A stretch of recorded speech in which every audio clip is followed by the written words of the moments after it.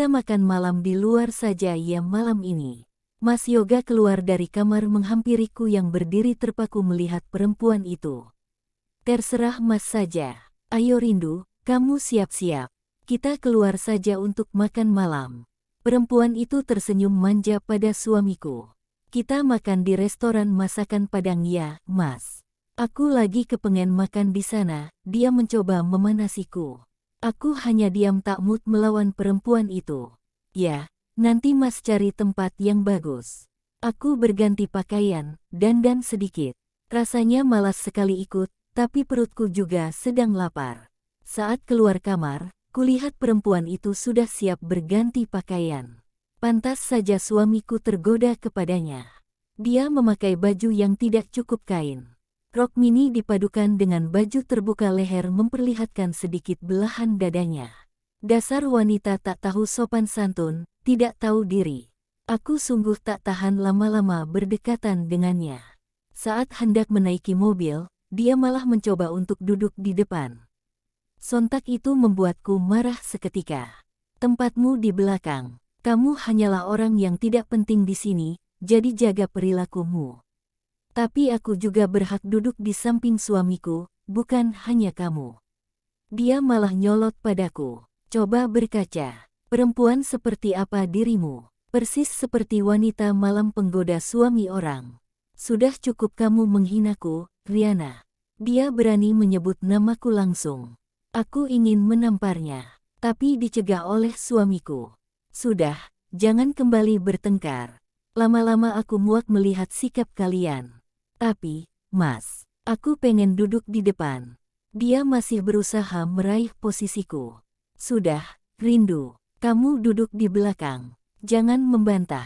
Suamiku berkata tegas, membuat dia cemberut dan naik di kursi belakang. Aku tersenyum puas. Enak saja ingin mengambil posisiku. Untuk kedepannya, aku akan selalu mengingatkan di mana letak dirinya sebenarnya.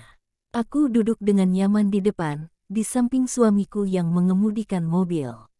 Mas Yoga berhenti di sebuah restoran masakan Padang, kebetulan aku juga pengen makan di sana. Aku turun tanpa membantah. Kami memesan meja, sambil menunggu makanan tiba, aku bermain handphone. Tapi perempuan itu dasar tidak tahu malu malah dekat-dekat dengan suamiku. Kamu jangan bersikap seperti seorang perempuan panggilan. Di sini bukan tempat untuk bermesraan. Dasar perempuan tak punya malu. Bah kenapa sih selalu marah sama saya? Bah cemburu. Mas Yoga kan juga suamiku. Aku berhak atas dirinya. Kamu sebenarnya nggak punya otak atau bagaimana? Lihat sekeliling, apa kamu lihat ada orang yang berperilaku seperti kamu? Sudah, jangan bertengkar lagi. Mas mohon, ini bukan di rumah. Dan kamu Rindu, tolong jaga sikap, ini di tempat umum. Ya, Mas. Dia sedikit menjauh dari Mas Yoga. Aku sebenarnya tak tahan melihat dia selalu berusaha mendekati suamiku. Aku membencinya. Aku cemburu. Aku tak sanggup melihatnya. Setelah makanan datang, kami segera makan. Aku hanya diam, tak bicara sedikit pun. Aku ingin mengisi perutku yang sudah keroncongan sejak tadi. Kulihat perempuan itu juga makan dalam diam. Sepertinya dia takut akan kemarahan suamiku jika bertindak bodoh lagi. Setelah makan, kami segera kembali pulang. Aku tak banyak bicara, rasanya semua ini seperti mimpi. Di madu bukanlah perkara yang mudah.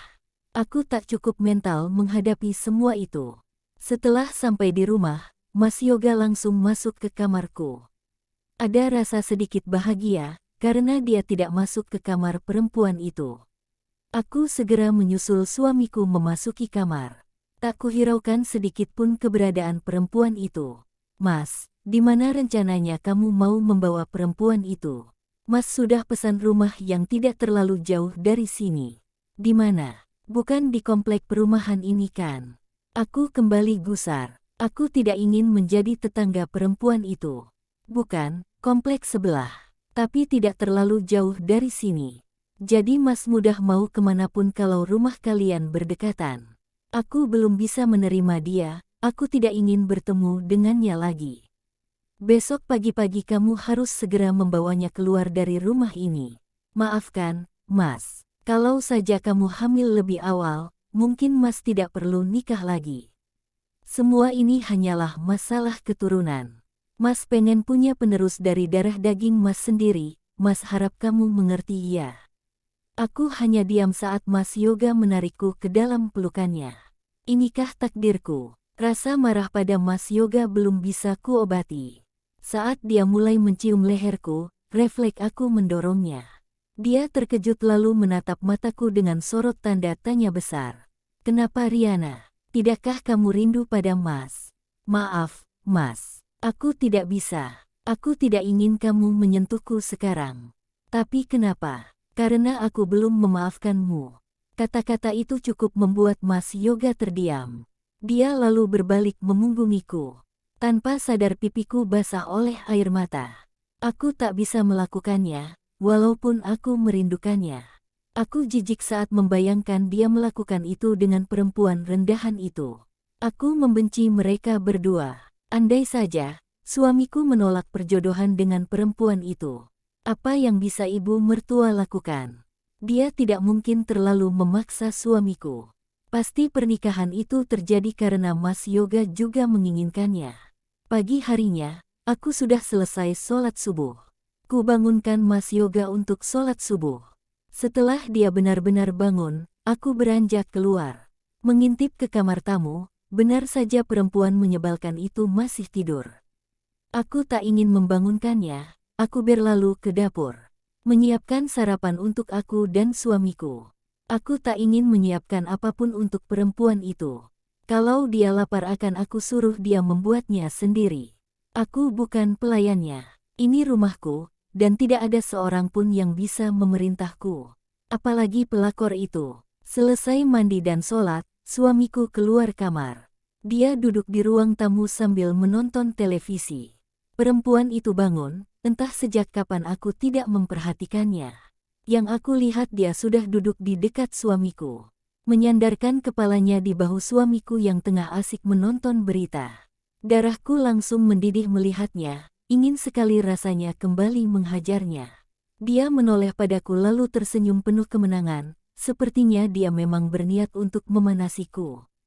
Mas, ayo sarapan. Aku memanggil suamiku untuk sarapan. Perempuan itu lalu mengikuti langkah suamiku ke meja makan. Di meja makan, aku hanya menghidangkan 2 piring nasi goreng lengkap dengan telur mata sapi kesukaan suamiku. Aku lalu duduk dan mengambil sepiring nasi goreng. Perempuan itu menatapku dengan mata penuh kemarahan. Sarapan untukku tidak ada, Mbak. Aku bukan pembantumu. Kalau kamu lapar, masak sendiri. Aku hanya membuatkan sarapan untukku dan suamiku saja. Mas, lihat kelakuan Mbak Riana. Masa aku nggak dibuatkan sarapan? Dia merengek manja pada suamiku. Riana, apa susahnya melebihkan sedikit untuk rindu? Kenapa sih kamu bersikap kelewatan seperti ini? Mas, aku bukan pembantu dia. Jadi kalau dia lapar silahkan buat sendiri untuknya. Sudahlah, Rindu. Kamu bikin sendiri saja sarapan untukmu. Mas lapar, malas bertengkar pagi-pagi seperti ini.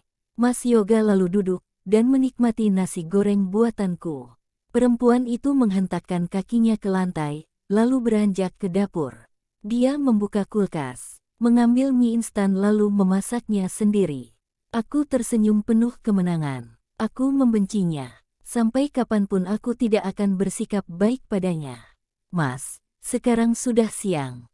Lekas bawa dia keluar dari rumah ini. Iya, Ma. Ini juga Mas mau berangkat sama Rindu ke rumah itu. Perempuan itu keluar kamar, membawa koper miliknya.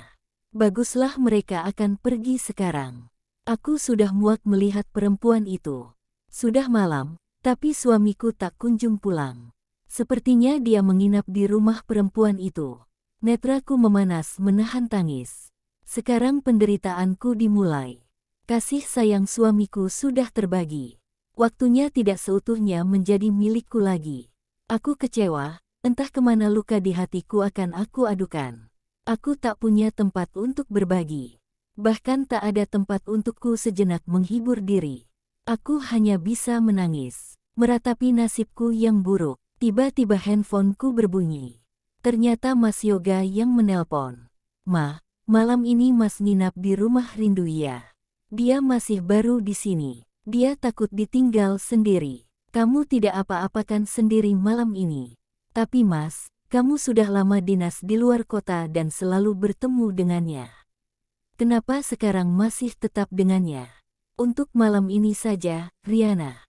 Dia masih baru di sini. Dia masih takut. Besok sepulang dari kantor, Mas langsung ke sana ya. Baiklah, terserah Mas saja.